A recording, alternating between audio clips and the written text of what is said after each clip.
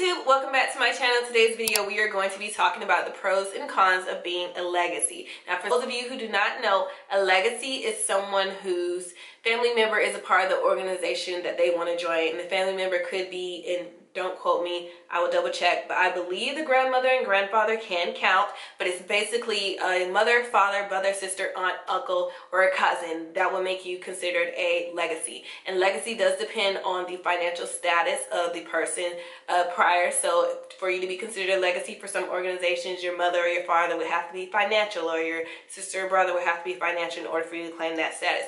For specific requirements to be considered a legacy, check each organization's website because it will tell you.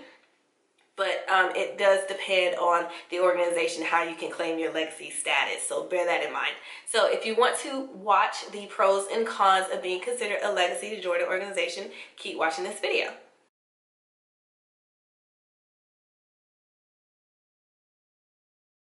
One of the pros, I think, of being considered a legacy would be that you are offered a chance. And with some organizations, it does depend on the chapter. Some chapters are really particular about their legacy interests. Some are just like, whatever, we'll treat you like the rest. But I feel like with being a legacy, you are offered a fair chance. And I think that that's something to take pride in. It doesn't give you a sense of entitlement, or you shouldn't take it as a sense of entitlement, but just take it as you're being offered as fair of a chance as anyone else. I also think with being a legacy that you kind of have an in to get into the organization. Like, you don't have to try as hard to get to know everyone, although I think it's important to make the effort to get to know the people in the chapter so that they are aware that you're a legacy. Like, don't just come to informal and just be like, I'm gonna apply because I'm a legacy. You have to still build relationships with people, but I think with being a legacy, being recognized as a legacy, you are given an in and an opportunity to, like I said, have a chance. Another good thing I think about being a legacy, another pro that I would say, would be that you kind of have an inside scoop on what goes on in the organization, particularly the same chapter if it was a chapter that someone from your family joined. So I think that it's good to have the scoop because you kind of know what that chapter is about, what's going on,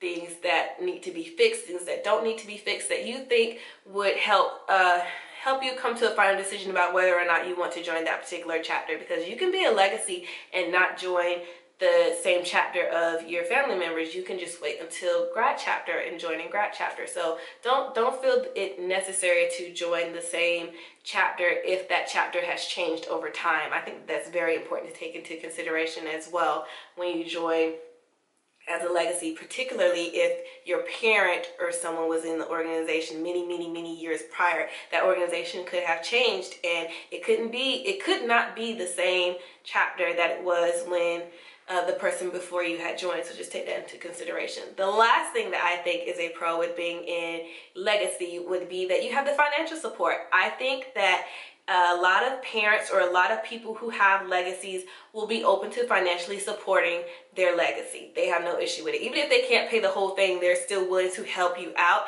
And I think that that's something that you can look forward to with joining an organization. You don't have to stress about how you're going to be able to afford these fees, because you'll have someone there who will financially support you and who will help you get through.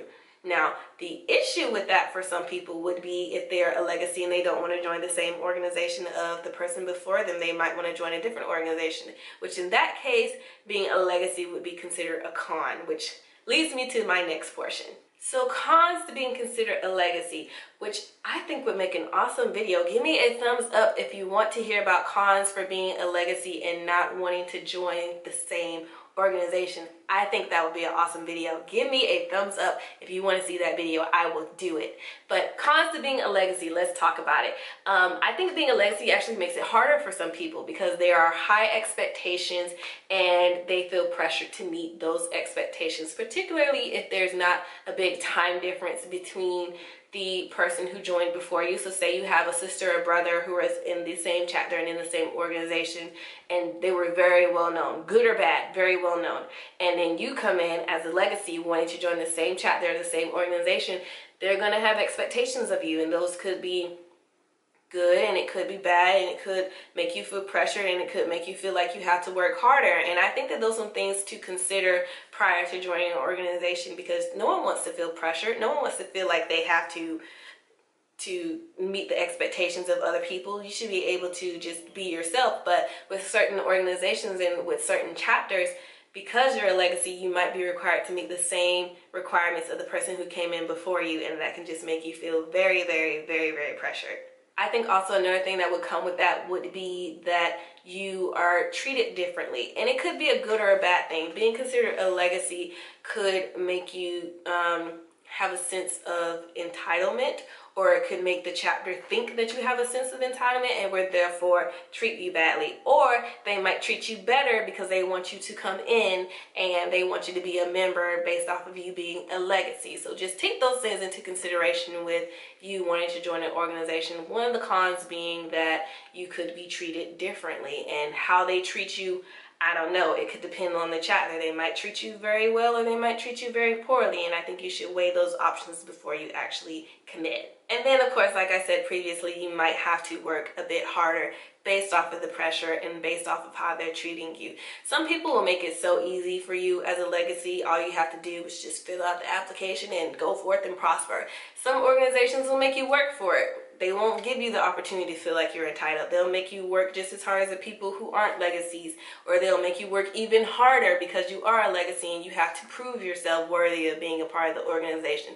I'm just telling you guys the way some chapters think. I just want you guys to be prepared. So you might have to work harder. It might be stressful. You might feel like it's the worst decision that you ever made. But I want you guys to weigh your options as to being a legacy and to see if it's really worth it for you. But I just want to put these things out there. I want you guys to think about it and to take it into consideration. If you like this video, give me a thumbs up. If you want to see that video about being a legacy and wanting to join another organization, give me a thumbs up as well, and I'll create that video for you guys. But I hope that you guys found this video helpful. Give me a thumbs up. I hope you guys are all well, and I'll see you guys in my next sorority video. Bye.